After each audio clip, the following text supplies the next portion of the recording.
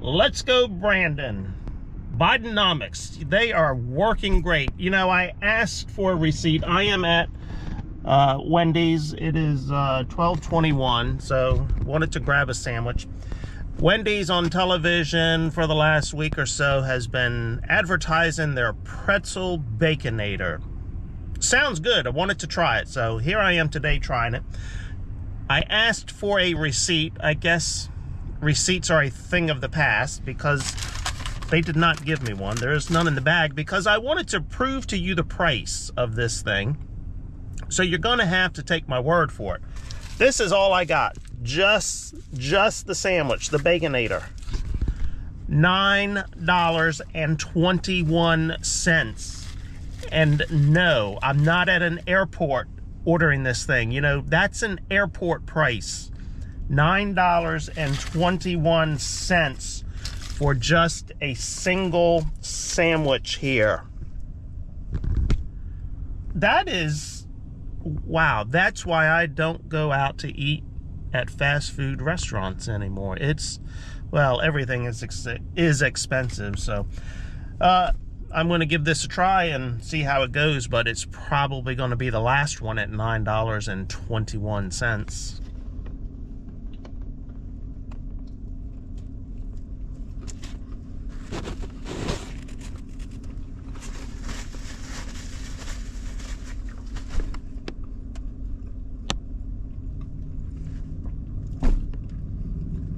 There's really nothing special to it.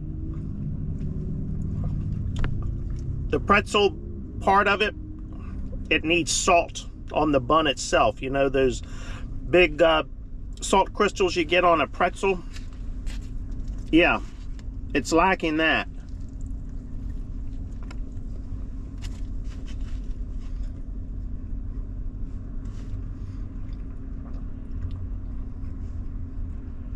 No, I'm definitely not ordering another one. It's not worth it. I'd much rather have just a plain bun. As I said, if they put salt on this bun and made it taste more like a pretzel, then we'd have something. But the bun really does not taste like a pretzel. So I'm quite disappointed in this. And then to have to spend $9.21 on it, that's even more disappointing. So, well, it's just part of Brandon's economy. That's all it is. All right, let me continue on.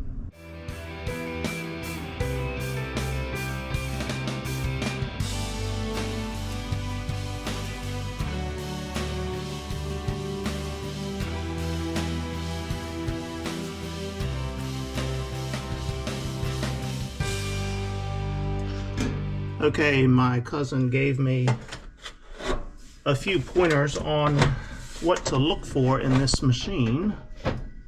So I'm gonna see if I can, you know what?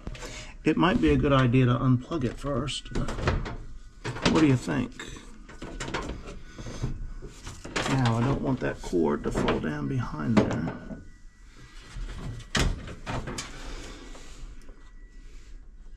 What the thought is that the water pressure switch is bad. So there is a plastic tube that goes down into the tank, and as that water raises, it comes up to this pressure switch here, and that's what tells the machine how much water is in the tank.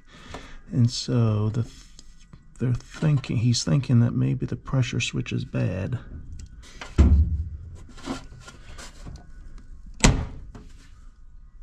Let me blow into this.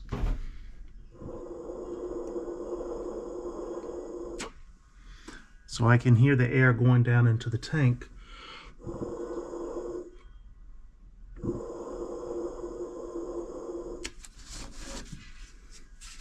Here's the schematics of it.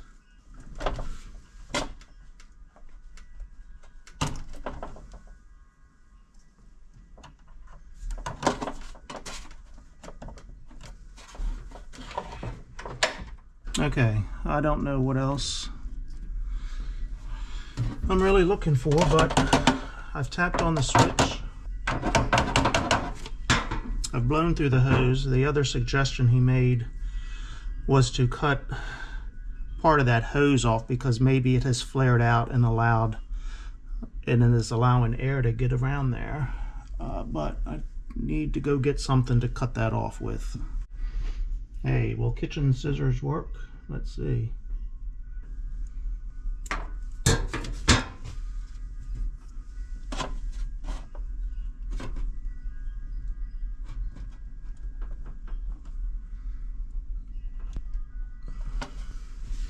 Okay, that's the extent of what I was told. So apparently that switch is over $100, if that is an issue, which is still cheaper than a $500 washing machine.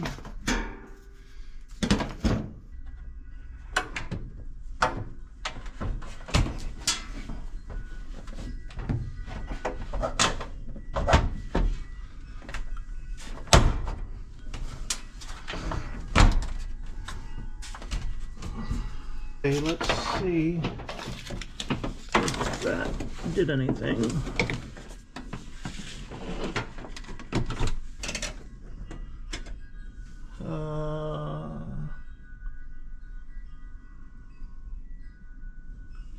Normal. Let's see.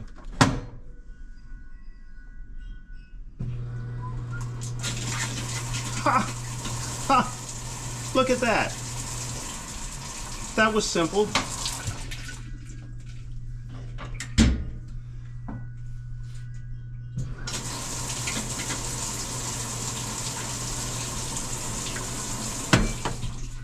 And now I need to drain it.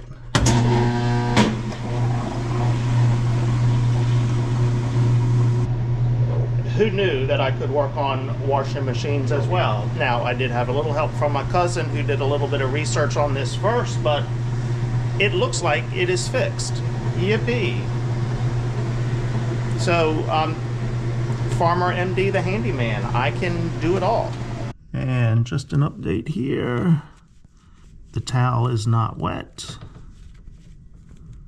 Hey, looks like that is fixed as well. No wet towel there. No dripping here. Hey, this is great. I think I can do it all. Wow, I can't believe how easy it was to fix that washing machine, but thanks to my cousin for doing the research on it and determining that that was probably the issue. So I just simply lifted the cover up, took the hose off, blew through the hose like he told me to, tapped on the switch.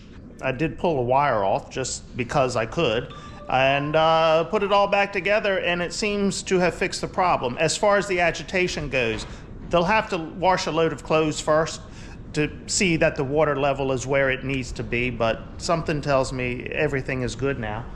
Let's start this up now to see if I did actually fix this problem as well.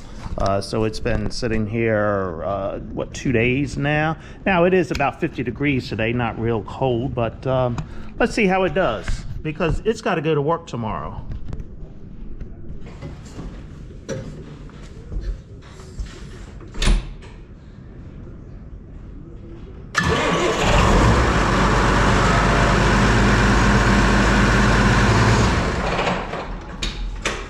Okay, that is good. Shall we see if this still works as well? Why not? And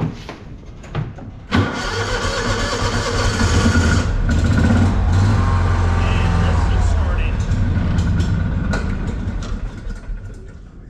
And the key is off this time, so that battery will not go dead because of the key. All right, I think what I'm going to do is put at least one salt spreader on one of my trucks.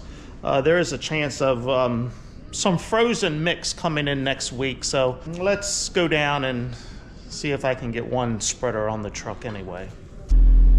Well, this is the remnants of the storm that we had yesterday. So today is, what is today? Oh, it's Wednesday, January January 10th. So yesterday, Tuesday, January 9th, we got that storm that was being talked about that affected most of the East Coast, where there were tornadoes down in Florida. We had a lot of wind and rain here, anywhere from 2.5 to 4 inches of rain. We had a wind gust down here at the farm of 45 miles an hour, sustained winds of 25 to 35 miles an hour. No damage that I can see at the moment. Looking around at the barns, looks like the tin is still on, everything is still standing, but as you can see, there is a lot of water laying around. I don't know if I can get a look at the pier. I don't want to run in here and make a mess, but yeah, the pier is underwater. But we did lose power at my house last night for almost 2 hours. That wasn't bad considering all of the rain and the wind that we had. Yeah, just a lot of water. I recorded over 4 inches at my house. Down here at the farm, it was about 2.5 inches, but farmer's daughter was questioning if the rain gauge is correct. This is the electronic rain gauge mounted on the roof of the shop, because she came in last night apparently about between 9 and 10 o'clock. The lane coming into her house was completely flooded. She rode down here to the creek, saw all of the water, and she said, man, I think it's more than 2.5 inches down here. Well, I don't have another rain gauge out to verify that rain gauge is correct, but in the past, it's been correct. But then I do question the one at my house if I really had 4 inches. My driveway tells me I had 4 inches because of the washing. I've got to move this truck out of the way because the spreaders are in the barn there. This truck doesn't run, so I'm going to lift it up with the forks here and see if I can move it.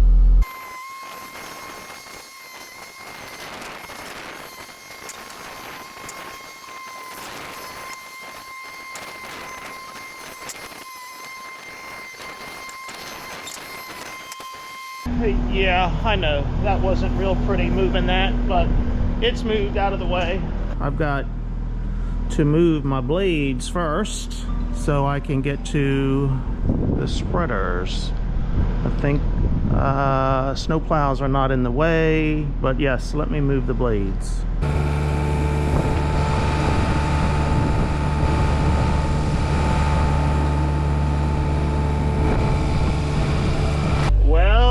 The spreader, but what the heck am I gonna do with it now? So I've got it sitting on a pallet, and I may have to get the John Deere and pick it up with the John Deere, because if I raise this thing halfway up level with the truck to shove it off, then I can't get out of the door of the skid steer.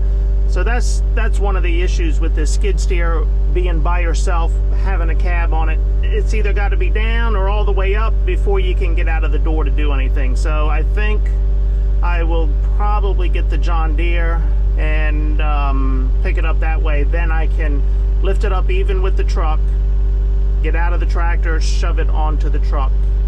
Before I can put the spreader on, I've got to take the tailgate off first.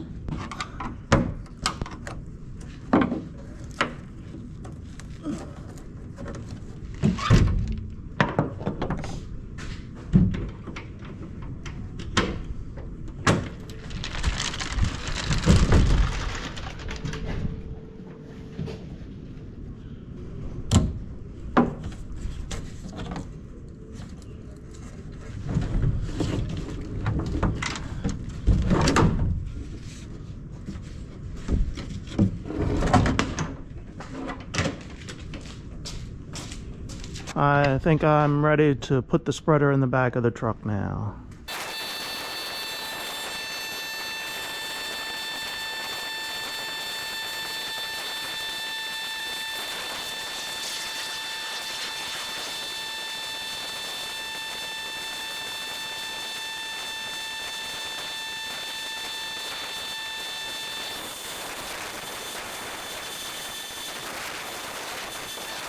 There really is no easy way to put these things on by yourself. At least I haven't found one. When I just had the one spreader, I was able to use this hoist here, wrap it up over there, and put it up and down on the truck by myself. That wasn't too bad. The problem is when these are hanging during the year, it's just getting a lot of motion of spinning around and turning and swinging and whatever. Well, when I got the second one, that became a little bit of a problem, because then what do? I guess I could get another one of these and go back further in the barn and hang that, but I thought maybe putting them on the pallet was going to be easier. But as you see, they just do not slide real nicely. This one has a slide or a cutout on either side that you could put forks through. The problem is I don't have forks long enough to go all the way to the front of it. But I think they've made these now where you can put the forks right up in there, tilted back, to then put on the truck, because it only goes in this set. It doesn't go in this leg here. You'd have to watch so those forks don't hit that vibrator there. Yeah, it looks like maybe this one is designed for forks to go in there, tilted back. Most of the weight is on the back end anyway, tilted back, and then put it on. So I'll try that when I load this one on the other truck. All right, the last piece of the puzzle here. Let's install the control box.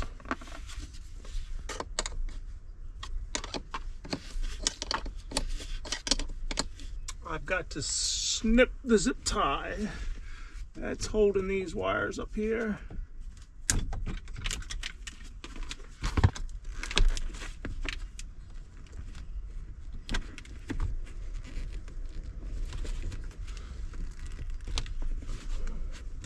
Okay, the moment of truth.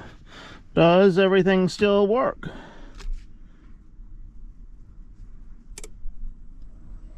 Okay. I hear stuff in the back.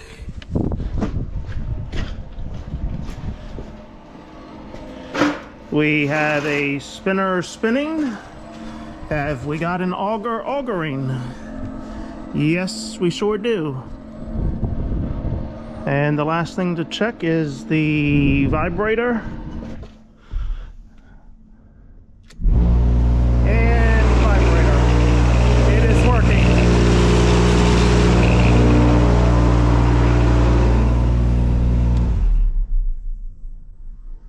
Turn the auger up. Turn the spinner up. And I heard the auger go up. And yes, the spinner is spinning faster. Okay, all is good. Lights. I forgot how those were wired in. Oh, okay. They are wired into my brakes there. Into the brake connection, I should say. So let's verify those are working.